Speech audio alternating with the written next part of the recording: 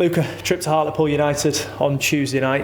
When the fixture list first came out, I assume this was one that you looked for first, a few weeks after initially planned, but how much are you looking forward to this one on Tuesday? No, yeah, I'm looking forward to going back. Obviously been there for 3.5 years. It's going to be weird to go back and to be playing against them, but and seeing a lot of faces that I know, but yeah, I'm looking forward to it. I'm assuming you got yourself psyched up for it last time, and then of course the Queen passing away, all the games were called off that weekend. What's it like for you preparing for this one? As you said there, a lot of happy memories there. You won promotion with Hartlepool. I'm sure a difficult moment to leave the club in the summer. What sort of reception are you expecting? I suppose that's what you always look out for, isn't it? I'm not 100% sure. I'm hoping I get a good reception, but obviously it's up to them at the end of the day. But yeah, I hope I get a good reception. Just wait and see what happens, really.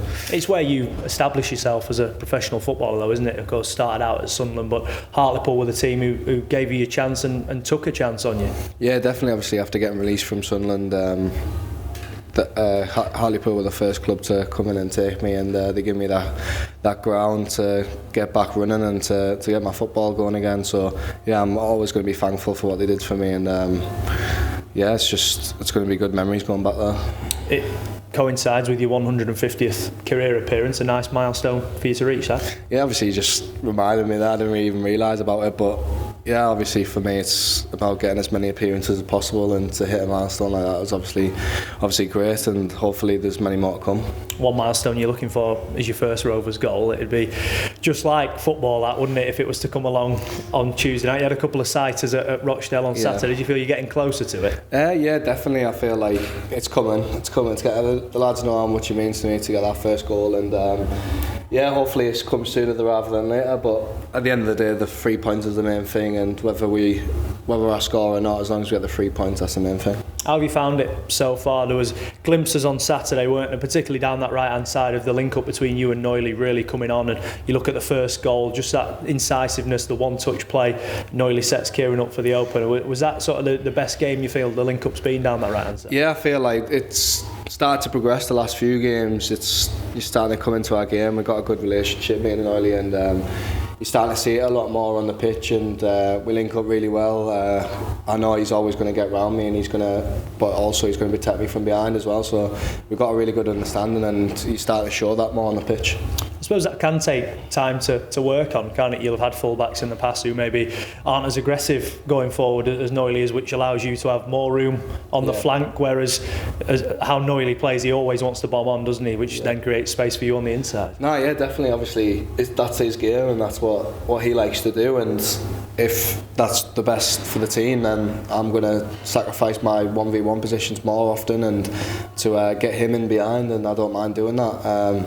But yeah, he's obviously a great player, and he gets up and down the pitch really well, and yeah, like I said, we're starting to link up really well.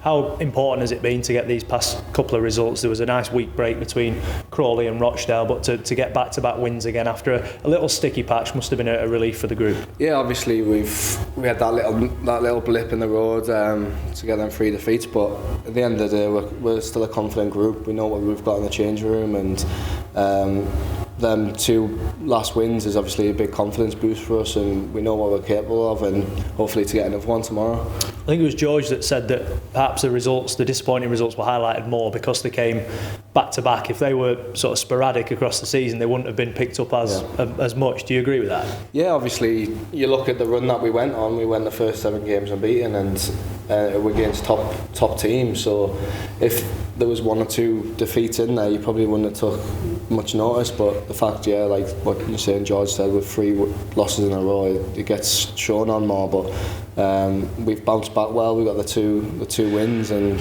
we need to make that 3rd tomorrow.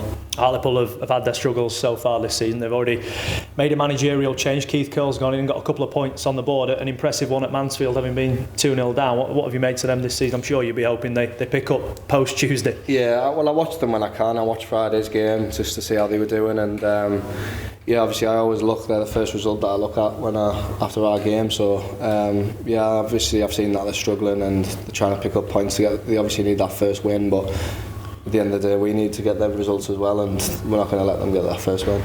Yeah, I think it's something like 20 games, isn't it, without a win. When you're coming up against a team like that, how much is it about preying on their lack of confidence early on? Yeah. We saw on Saturday a couple of early opportunities went begging, didn't they? You think on Tuesday night you've got to be taking them when they come along. Well, that's what it is, basically. It's all about confidence, and a lot of people have been in them teams when things aren't going right for you, and you feel like it's just never going to go right for you, and they're just waiting on that one thing to get them to go right. But at the end of the day, we're going to do everything we can to get them 3 points. Yeah, you know what the home crowd's like at Victoria Park. You don't want to be giving them any encouragement, do you? Yeah, no, definitely. Obviously, it's a hard place to go.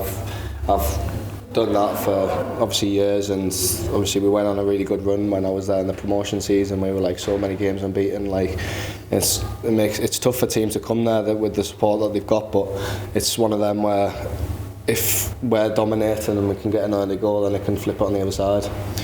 I know you'd only look at it one game at a time, but you have got the league leaders coming up on Saturday. If you can go into that on the back of 3 straight wins, it puts you in a really good position, and you know you can beat anyone in the division. Yeah, definitely. We've got the squad to. We've got the squad to beat anyone in the division, and obviously after looking at the results and seeing that they lost on Saturday as well, which was their first defeat, it probably come at a good time for us.